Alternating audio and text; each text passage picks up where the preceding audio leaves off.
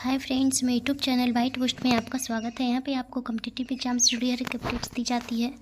तो ये जो है आया है, असिस्टेंट प्रोफेसर बनने के लिए विषय की बाध्यता जो है ख़त्म कर दी गई है। ये जो है पेपर का कटिंग है, पेपर में ये आया है, ये आज का ही पेपर है।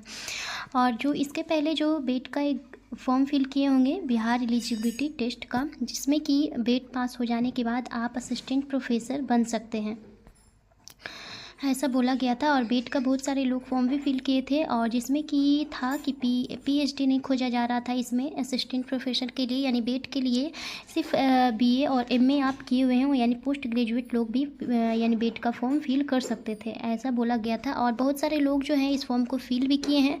इस पर उस टाइम नियमावली भी बना था, फॉर्म भी फिल किए थे, और इसका जो है अभी भर्ती रोक दिया गया है। तो अभी इसका भर्ती जो है रोक दिया गया है। और यहाँ पे जो है ये आज का पेपर में आया है कि असिस्टेंट प्रोफेसर बनने के लिए विषय की बाध्यता जो है ख़त्म कर दी गई। और इस पर टोटल मिला के 4261 कुल पोस्ट आया था, जिसमें कि 43 सब्जेक्ट पे आया था ये। और यहाँ पे जो है एक बार फिर से यहाँ पे आया है कि अब पेशेवर भी बन सकते हैं कुलपति, यानी असिस्टेंट प्रोफेसर बनने के लिए विषय की बाध्यता खत्म कर दी गई है। तो चलिए यहाँ पे क्या लिखा हुआ है, क्या क्या बताया गया है, सारा कुछ देखेंगे। और ये जो है कौन से नए नियम आए हैं, सारा कुछ इस वीडियो में, तो सारा कुछ यहाँ पे देखेंगे इस पेपर के माध्यम से। चैनल पे अगर नए हो तो प्लीज़ सब्सक्राइब भी कीजिएगा, और अगर वीडियो अच्छा हो तो एक बार लाइक जरूर से कीजिएगा, और अपने फ्रेंड्स को शेयर भी जरूर कीजिएगा। यहाँ पे लिखा हुआ है कि यूजीसी ने यूनिवर्सिटी और कॉलेजों में शिक्षकों और एकेडमिक स्टाफ की नियुक्ति के लिए न्यूनतम योग्यता नियम 2025 का ड्राफ्ट सोमवार को जारी कर दिया। नए ड्राफ्ट के अनुसार उच्च शिक्षण संस्थानों में शिक्षकों की नियुक्ति के लिए योग्यता मानदंड में बदलाव किया गया है। शिक्षा मंत्री धर्मेंद्र प्रधान ने ड्राफ्ट जारी किया है।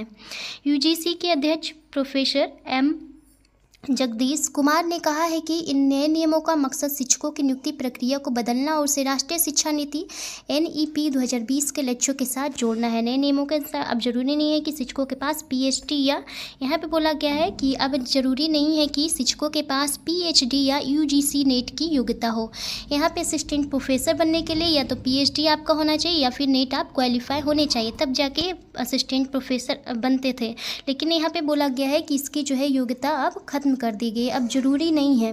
प्रैक्टिस के प्रोफेसर योजना के तहत इंडस्ट्री में काम कर रहे लोगों को भी इसके लिए नियुक्त किया जा सकेगा। योग, संगीत, प्रदर्शन कला, दृश्य कला, मूर्ति कला और नाटक जैसे क्षेत्रों में विशिष्ट प्रतिभाओं को डायरेक्ट असिस्टेंट प्रोफेसर के रूप में चयनित कर सकते हैं।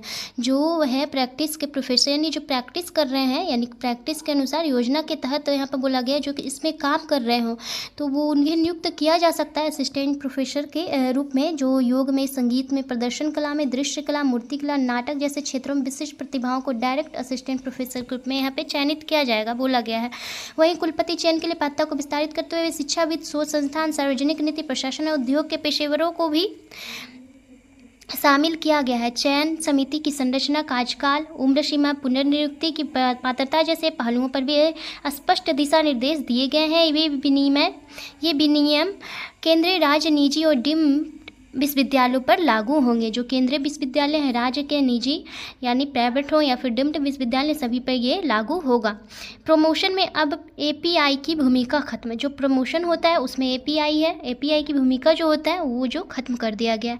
यहाँ पे अगर प्रमोशन की बात करें तो नए नियमों में शिक्षकों के प्रमोशन के लिए एकेडमिक परफॉर्मेंस इंडिकेटर यानी API पॉइंट सिस्टम का उपयोग नहीं होगा, यानी API का उपयोग नहीं किया जाएगा। UGC अध्यक्ष ने कहा है कि हमारी यूनिवर्सिटीज़ में कई भूमिकाओं और योगदानों को बढ़ावा देना जरूरी है। प्रोफेसर कुमार ने कहा है कि PhD का विषय स्नातक और स्नातकोत्तर डिग्रियों के विषय से अलग हो सकता है, जिससे बहुविषयक शिक्षा को प्रोत्साहन मिलेगा। यहाँ पे बताया गया है कि आप अगर यहाँ पे डायरेक्ट जानते हैं कि अगर आप PhD नहीं किए हुए हैं या फिर UGC नेट आपका नहीं है, तब भी आप ये असिस्टेंट प्रोफेसर बन सकते हैं।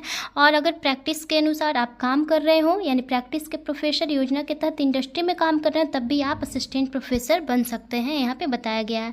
और जो प्रमोशन होता है उसमें API की भूमिका जो है ख़त्म कर दी गई है, यहाँ पे बताया गया है। यहाँ पे दिया गया है कि ये है नए नियम। अभी उम्मीदवारों को ग्रेजुएशन, पोस्ट ग्रेजुएशन और PhD में एक ही विषय में पढ़ाई करनी होती है, तभी वे शिक्षक बन सकते हैं। लेकिन नए दिशा निर्देशों के अनुसार उम्मीदवार UGC नेट या PhD विषयों से संबंधित शिक्षण पदों के लिए आवेदन कर सकेंगे, भले ही उनकी पिछली योग्यता किसी और विषय या क्षेत्र में हो। यहाँ पे बताया गया ये है नए नियम। तो यही बताना था फ्रेंड्स कि असिस्टेंट प्रोफेसर के लिए जो विषय की बाध्यता है वो ख़त्म कर दिया गया है और अब पेशेवर भी बन सकते हैं, कुलपति यानी असिस्टेंट प्रोफेसर बन सकते हैं। यही बताना था और यही दिया हुआ है, ये जो है आज का पेपर में दिया गया था। तो इतना ही बताना था फ्रेंड्स। अगर मेरा वीडियो अच्छा हो तो एक बार लाइक जरूर से कीजिएगा, चैनल पे नए हो तो प्लीज़ सब्सक्राइब भी कीजिएगा, अपने फ्रेंड्स को शेयर भी जरूर कीजिएगा। And bye, thank you.